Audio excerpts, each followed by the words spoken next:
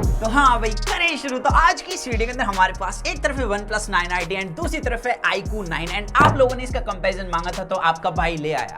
And दोनों ही phone ना भाई सेम प्राइस पॉइंट पर आते हैं और प्राइस पॉइंट के साथ साथ इन पर डिस्काउंट भी लगभग सेम ही चल रहा है। पहले मैं बॉक्स साइड रख देता हूँ, बाकी बात आगे करता हूँ। अरे तू जा रही और प्राइस के साथ साथ ना एक चीज और सेम है कि दोनों ही फोन 5G है विद 8 5G बैंड एंड दोनों के अंदर ही कैरियर एग्रीगेशन दिया गया है। नेटवर्क कनेक्टिविटी दोनों की धमाकेदार है। बाकी यहाँ पर दोनों के अंदर स्नैपड्रैगन का फ्लैगशिप प्रोसेसर मिलता है। OnePlus के अंदर 888 प्रोसेसर दिया गया है तो iQOO के अंदर 888 प्लस प्रोसेसर है जो कि इसका एक एडवांस वर्जन है। तो यहाँ पर आपके भाई ने टेस्ट किया है, आपका भाई बताएगा इस वीडियो के अंदर। बट सबसे पहले यहाँ पर अगर मैं बात करूँ डे टू डे लाइफ की, तो डे टू डे लाइफ में ना दोनों फोन हाई रिफ्रेश रेट को काफी अच्छे से हैंडल कर लेते हैं। 120 हर्ट्ज बहुत ही स्मूथ चलता है दोनों में, कोई फ्रेम ड्रॉप कोई जिटरिंग नहीं है। और इसकी तरह ही ना आपका भाई भी आजकल डे टू डे वीडियो के अंदर इंप्रूवमेंट कर रहा है। तो अगर आपको वीडियो अच्छी लगे तो चैनल सब्सक्राइब कर देना। दोनों ही हाई रिफ्रेश रेट को काफी अच्छे से हैंडल कर रहे हैं। इवन ऐप ओपनिंग क्लोजिंग की बात करूं तो यहाँ पर भाई दोनों में काफी तेजी से ऐप ओपन हो जाती हैं। जो फर्क आता है वो आता है सिर्फ और सिर्फ UI एनिमेशन का, क्योंकि iQOO के अंदर FunTouchOS 12 मिलता है एंड्रॉइड 12 बेस्ड और OnePlus के अंदर OxygenOS 11 मिलता है एंड्रॉइड 11 बेस्ड। तो इसमें अभी तक एंड्रॉइड 12 नहीं दिया गया। बाकी दोनों के अंदर UFS 3.1 की स्टोरेज है, DDR5 रैम दिया है, लेकिन iQOO के अंदर एनहेंस्ड वर्जन मिलता है इसका भी, जिसकी वजह से यहाँ पर रीडिंग और राइटिंग स्पीड थोड़ी सी बेटर है OnePlus के कंपेरिजन में। OnePlus की आप देख सकते हैं रीडिंग और राइटिंग स्पीड एंड iQOO की आप देख सकते हैं, तो एनहेंस्ड वर्जन की वजह से यहाँ पर ये बेटर देखने के लिए मिलती है। तो ये तो कोई नॉर्मल बात है। अब आपके भाई ने Antutu भी रन कराया। एक बार हमने ऑफ कैमरा Antutu रन कराया था, यहाँ पर आप स्कोर देख सकते हैं। एक बार ऑन कैमरा हमने स्कोर रन कराया ताकि वीडियो लंबी ना हो जाए। खैर यहाँ पर दोनों में सेम टाइम पर स्टार्ट करा एंड जो प्रोसेसिंग थी iQOO के अंदर काफी तेज चल रही थी OnePlus के कंपैरिजन में। क्लियरली आपके सामने रिजल्ट है, लेकिन iQOO ने ना अपनी ब्राइटनेस ड्रॉप कर ली थी ताकि परफॉर्मेंस में कोई भी ड्रॉप देखने के लिए ना मिले। और जैसे कि हम सबको पता है कि 888 प्रोसेसर थोड़ा सा वार्म होता है 888 के कंपैरिजन में, तो यहाँ पर यही देखने के लिए मिला एंड में। बट जो स्कोर था ना 888 प्लस का 888 के कंपैरिजन में बहुत ही ज्यादा था। बाकी जो iQOO का लास्ट टेंपरेचर मैंने नोट करा 46 डिग्री सेल्सियस था एंड OnePlus का था 43 डिग्री सेल्सियस। तो यहाँ पर ऑब्वियसली 888 प्लस का टेंपरेचर थोड़ा ज्यादा जाता है, लेकिन इसके पास पावर ज्यादा है 888 के कंपैरिजन में। और जैसे कि हमने लास्ट टाइम देखा था 888 प्रोसेसर जब आया था बहुत ज्यादा हीट हो रहा था। हालांकि 888 प्लस इतना तो नहीं हो रहा, लेकिन फिर भी कंपनियों ने 888 को टाइम के साथ ऑप्टिमाइज कर दिया। चाहे मैं किसी भी कंपनी की बात करूं, OnePlus की, सैमसंग की, iQOO की, हर कंपनी ने हीटिंग इश्यूज फिक्स कर दिए 888 में से। और दोनों की कंसिस्टेंसी चेक करने के लिए आपके भाई ने दोनों में CPU थ्रोटल टेस्ट भी रन कराया। जो OnePlus है इसमें आपको परफॉर्मेंस देखने के लिए मिलेगी CPU की 89% की एंड iQOO के अंदर 80% की। तो यहाँ पर कंसिस्टेंसी के मामले में OnePlus बेटर है। लेकिन मैं एक बात बताना चाहूंगा, यहाँ पर दिखाई देता हूँ, लाइक OnePlus के जो मैक्सिमम GIPS थे ना, उतने तो भाई iQOO के मतलब 888 प्लस के मिनिमम GIPS थे। तो आप इसी चीज से अंदाजा लगा सकते हैं कि 888 प्लस प्रोसेसर जो है एक सेकंड में ज्यादा इंस्ट्रक्शन को एग्जीक्यूट कर सकता है। और टाइम के साथ अगर 888 प्लस को और ऑप्टिमाइज कर दिया जाए ना, तो डेफिनेटली ये बहुत ज्यादा पावरफुल प्रोसेसर हो जाएगा। अभी भी हालांकि ये 888 के कंपैरिजन में पावरफुल है। ये बात तो गई ऑन पेपर की, बट यहाँ पर किसी नॉर्मल पर्सन को ना इतना कोई डिफरेंस नोट नहीं होगा दोनों में। इवन जो दोनों की वीडियो रेंडरिंग स्पीड है वो भी सेम है, बट एक जगह iQOO ना बाजी मार जाता है, वो है इसकी गेमिंग परफॉर्मेंस। चलिए आपका भाई आपको दिखाता है। तो BGMI वाले लोंडो के लिए ना यहाँ पर काफी एडवांटेज है। एक तो सबसे पहले स्मूथ में 90 FPS में आप गेम प्ले कर सकते हैं iQOO के अंदर। OnePlus के अंदर आपको स्मूथ एक्सट्रीम का ही ऑप्शन दिया गया है, यहाँ पर 90 FPS का अभी तक ऑप्शन नहीं आया। बाकी दोनों के अंदर अल्ट्रा HD तक आप अल्ट्रा में गेम प्ले कर सकते हैं। अब यहाँ पर iQOO के पास दूसरी एडवांटेज ये है, एक तो आप 90 FPS में BGMI को प्ले कर सकते हैं। दूसरी एडवांटेज ये आती है, अगर कोई ऐसा आप गेम प्ले कर रहे हो जिसमें 90 FPS का ऑप्शन ही नहीं है, फिर भी आपको 90 FPS में खेलना है, तो यहाँ पर आपको गेम मोड के अंदर ना फ्रेम इंटरपोलेशन का एक मोड दिया गया है। बेसिकली इसके अंदर इंटेलिजेंट डिस्प्ले चिप दी गई है जो कि क्या करेगी, एक्स्ट्रा फ्रेम ऐड कर देगी और किसी भी 60 हर्ट्ज गेम को 90 हर्ट्ज में कन्वर्ट कर देगी, जिससे कि स्मूथनेस और भी ज्यादा तगड़ी हो जाएगी। एंड अगर आपने कोई गेम 90 FPS में खेला ना, तो आपको स्मूथनेस पता ही होगी। दूसरा, इस डिस्प्ले चिप की वजह से ना आप HDR गेम को HDR में भी कन्वर्ट करके खेल सकते हैं। यहाँ पर आप डिटेल्स देख सकते हैं, अभी मैंने HDR में कन्वर्ट कर दिया, अब HDR में। तो यहाँ पर इसकी वजह से आप ना भाई छुपे हुए बंदों को भी घास में मार सकते हो। ये तो लेटेस्ट न्यूज़ है। iQOO के अंदर बाकी डुअल डिस्प्ले मॉन्स्टर टच दिया है एंड इसके अंदर ना आपको मॉन्स्टर मोड भी दिया है। इसमें क्या होगा ना, परफॉर्मेंस पर फोकस हो जाएगा पूरे फोन का। हालांकि इसमें बैटरी थोड़ी तेजी से जाएगी, बट इसके अंदर और भी आपको मोड मिल जाते हैं, जैसे कि इसके अंदर बैलेंस मोड दिया है, बैटरी सेव मोड दिया है। आप इसमें गेम प्ले करके बैटरी बचा सकते हैं और गेम भी अच्छा प्ले कर सकते हैं, लेकिन मॉन्स्टर मोड में पूरी पावर यूज होती है। और दोनों के अंदर ही गेम मोड दिया है, VC लिक्विड कूलिंग दी गई है। अब ना थोड़ा सा गेम प्ले करके देखते हैं। तो 90 FPS में गेम प्ले करने का ना भाई मजा ही अलग है, यहाँ पे स्मूथनेस तगड़ी मिल रही है। बाकी इसके जो स्पीकर्स हैं ना अच्छे खासे लाउड हैं, आप विदाउट ईयरफोन भी गेम प्ले कर सकते हैं। बाकी टच रेस्पॉन्स भी इसका काफ़ी अच्छा है। इसमें आपको इंस्टेंट 1000 हर्ट्ज का टच सैम्पलिंग रेट दिया गया है। भाई गेमिंग परफॉर्मेंस एक नंबर है iQOO की। तो ये तो बात होगी iQOO की परफॉर्मेंस की। अब चेक कर लेते हैं OnePlus को। तो सबसे पहले तो 90 हर्ट्ज का जो मजा है ना वो अलग है भाई, यहाँ पर थोड़ी सी स्मूथनेस कम लग रही है। दूसरा iQOO के स्पीकर्स भी ज्यादा क्रिस्प हैं इससे, और OnePlus के अंदर आपको टच सैम्पलिंग रेट मिलता है 600 हर्ट्ज का।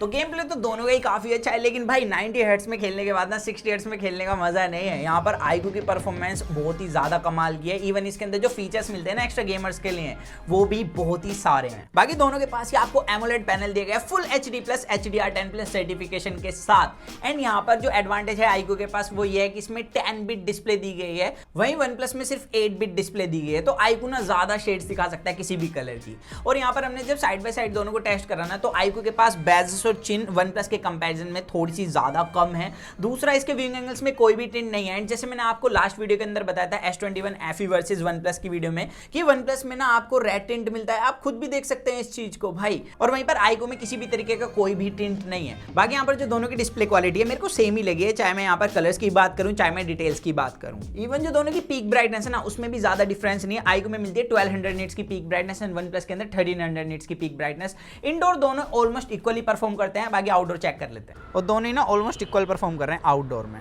बाकी दोनों के अंदर ही आपको ऑप्टिकल फिंगरप्रिंट सेंसर दिया है एंड यहाँ पर स्पीड दोनों की ऑलमोस्ट इक्वल है। जो डिफरेंस आता है वो आता है सिर्फ एनिमेशन का, बिकॉज दोनों के अंदर अलग अलग UI दिए गए हैं। और जो OnePlus में फ्रंट में प्रोटेक्शन है Corning Gorilla Glass 5 की, एंड iQOO में दी गई स्कोट सेंसेशन की प्रोटेक्शन। बाकी कंटेंट देखते दोनों की साउंड भी मस्त है, और दोनों में स्टीरियो स्पीकर्स दिए हैं। मैं आपको साउंड सुना देता हूँ। सबसे पहले OnePlus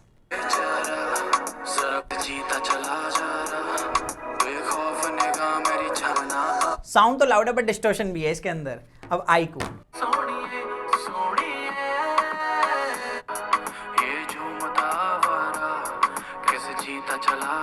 इसके स्पीकर्स क्लीन है बट इसकी साउंड ना OnePlus के कंपैरिजन में थोड़ी सी कम है। अब हैप्टिक्स की बात करें तो iQOO में मिलती है dual x axis linear motor and OnePlus में दी गई है सिंगल मोटर। बाकी दोनों के अंदर जो हैप्टिक्स है वो वेरिएशन के साथ है, लेकिन यहाँ पर मेरे को दोनों के हैप्टिक्स ऑलमोस्ट सेम ही लगे। अब दोनों में फ्रंट कैमरा सेंसर दिया है 16 मेगापिक्सल का छोटे से पंच होल में। खैर यहाँ पर बात करने से पहले मेरे को कंप्यूटर जी चाहिए होंगे।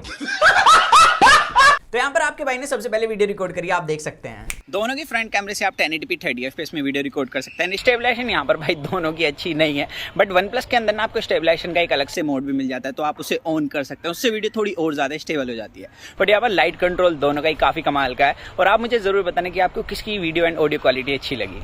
तो सबसे पहले जो ऑडियो क्वालिटी है ना iQOO की बहुत ही ज्यादा कमाल की है OnePlus के कंपैरिजन में। एंड OnePlus में हमने काफी टाइम से देखा कि भाई बैकग्राउंड नॉइस काफी ज्यादा आती है।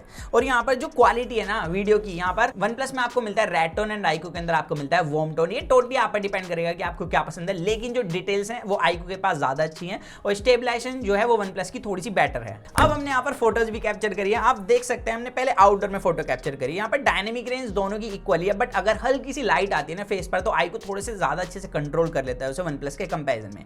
बाकी कलर वाली चॉइस मैं आप पर रखूंगा कि आपको वार्म टोन पसंद है या रेड टोन पसंद है, तो वो मुझे जरूर बताना।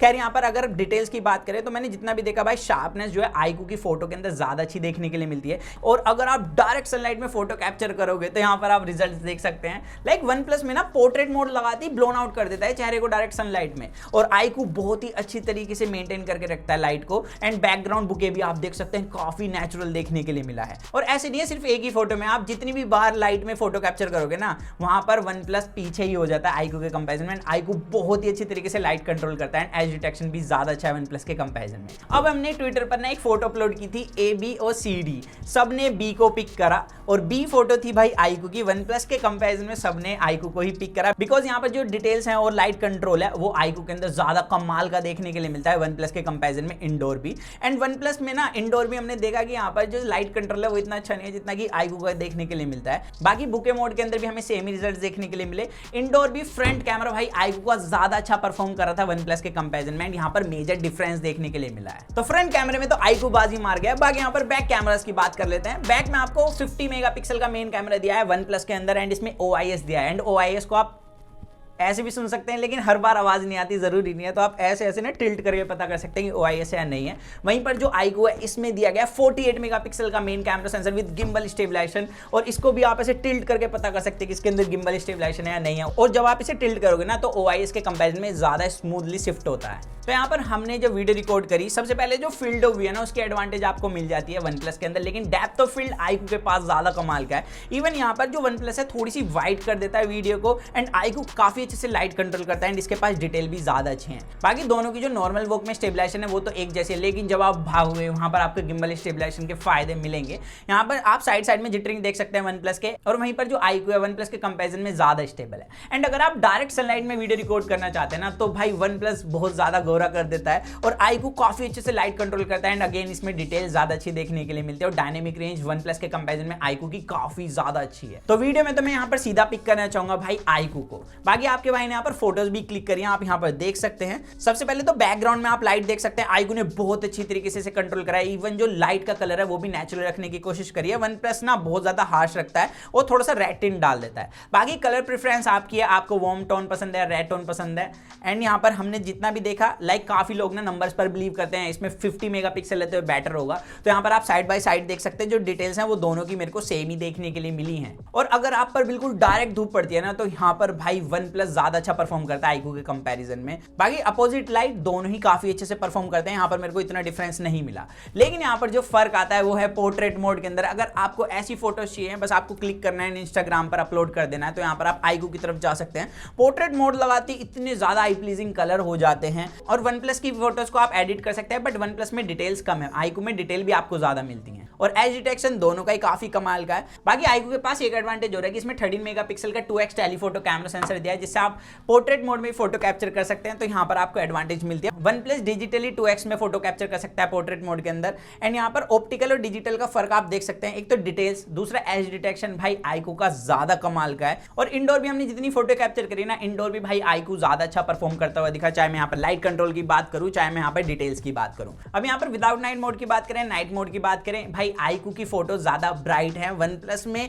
आपको डिटेल ज्यादा मिलती है। तो ये टोटली आप पर डिपेंड करेगा कि आपको ज्यादा ब्राइट फोटो चाहिए, आपको ज्यादा डिटेल वाली फोटो चाहिए। बाकी अल्ट्रा वाइड कैमरा सेंसर दोनों के अंदर दिया गया है। यहाँ पर वन प्लस के अंदर 16 मेगापिक्सल का ultra wide angle camera sensor है, और iQOO के अंदर 13 मेगापिक्सल का ultra wide angle camera sensor दिया है। यहाँ पर फील्ड ऑफ व्यू दोनों का ऑलमोस्ट इक्वल ही है। एंड यहाँ पर हमने जितनी भी फोटो कैप्चर करी, डायनेमिक रेंज iQOO की ज्यादा अच्छी है। इवन यहाँ पर डिटेल्स भी iQOO की थोड़ी बेटर देखने के लिए मिलती है वन प्लस के कंपैरिजन में।